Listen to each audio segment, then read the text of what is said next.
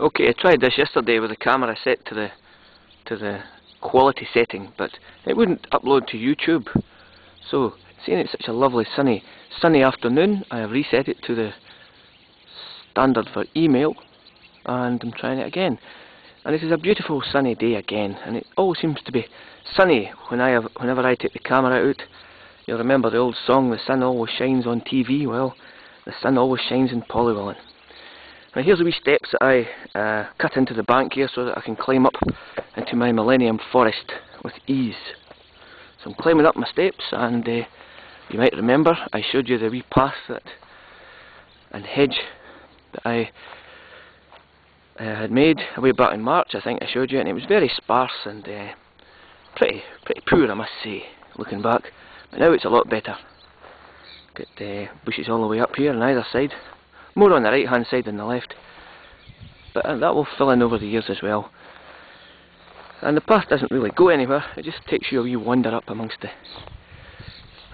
old tyres, which will be used to cover the silage pit. When it gets filled, it will be filled in less than a month's time. I'll scan around, it just is a beautiful, beautiful sunny day.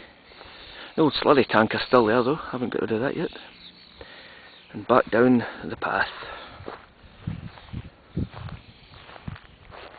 There's a lovely fuchsia there that I have transplanted from another part of the farm, and it will grow well. Looks as if it's needing some water, but with all the rain there was last weekend, you wouldn't think so. There's a fir tree amongst it as well, but it all adds to it, all adds to the hedge and the effect of some bamboo amongst it too, which I don't think I'll be able to catch with the camera today. Right, coming back down towards the steps again. There's the steps there. There's a lovely wee tunnel here as well that I've been, or an arch I should say, I've been trying to train the trees and the bushes to be above head height and then curve over the top. Now that's basically what happens already, and it goes through here.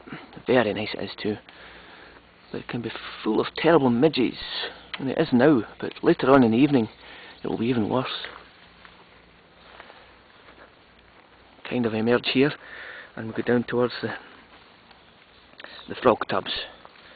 You can see the electric wire, that's the start of the electric lead out wire that goes right round the whole farm.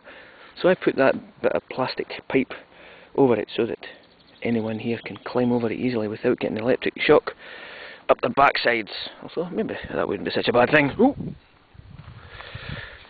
Make you move a bit quicker. I'm sure this is a haven for wildlife now in there. And that was a bank that I created when we dug out the new water tank. I used all the earth for that. I should also watch where I'm putting my feet so that I don't stand in any of the wee frogs, because all the frogs from the original tubs have all hopped out and they're all over the place. It's great. I just feel very happy that the spawn has turned to tadpoles and into frogs. Right, this is the last part of it down here. This is the one that I ran dry yesterday afternoon, and I thought all the wee tadpoles had died, but when I let the water back in, they all just re-emerged and wakened up. They weren't dead at all, they were just lying high and dry, waiting for the farmer to come and rehydrate them. There were 7 newts in there the last time I looked, but I think they're all gone now. They crawl out. I always leave ramps for them to crawl out. I think at this time of year the newts have gone. There's some very big tadpoles in there, and there's most of these wee black tadpoles that you'll see there are toad tadpoles, because they're a bit later, and the frogs have, well, they've all turned from frog tadpoles into frogs, and they've all hopped off. When I was filming this yesterday, there was dozens of wee mini frogs hopping about here, but they've all gone. Maybe they've just moved on off into the wide world. There's 3 in there that, if I don't rescue them, they will dry out, so I'll have to catch them in a wee while, put them back in there. There's dragonflies there as well, so it's attracting its own. Oh, there's a wee mini frog there hopping. There's 1 or 2 about. There he is. There you go, wee froggy. I won't hurt you. Hop back in.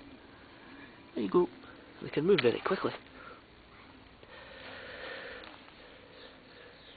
that sheet of asbestos there is so the tadpoles can swim away under there when the crows come. Sometimes the crows come and get a great feed, but I've got a scarecrow which usually keeps them away. Yesterday I fed them all with tuna. There was some tuna left, half a tin actually, and I put it in there and they devoured it like piranhas.